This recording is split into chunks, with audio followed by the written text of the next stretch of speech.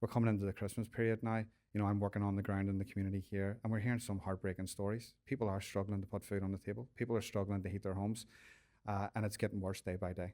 So I've become commissioner for the North of Ireland here for the Right to Food Commission. You know, this is an important role for me personally in terms of my journey, you know, in terms of life experiences as well when it comes to poverty, you know, life experience when growing up in terms of West Belfast, living in poverty, and turning that frustration and anger of that cycle of poverty that exists in our communities into community action through food stock.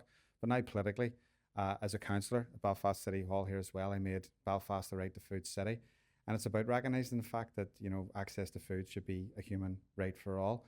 But in terms of the situation here at the minute, you know, we have an executive who knows that children are going to bed hungry, who know that children are going to school hungry, who know that, you know, children have a barrier of hunger in front of them in their education, but they don't make this a priority. Why isn't this a priority? Why isn't people a priority? You know, hunger is a political choice. Poverty is a political choice.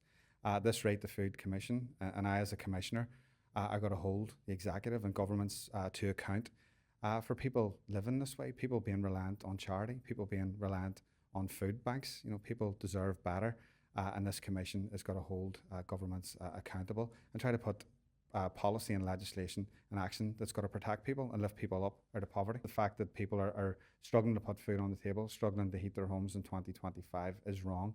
And for that not to be a priority for our politicians here is wrong also. And I think the drive is now to bring people to the fore who have lived experience. I believe their voices need to be heard here. I think that's vitally important.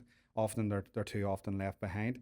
We've had a series of meetings here in Belfast with people from right across communities. This is impacting every single community in Belfast.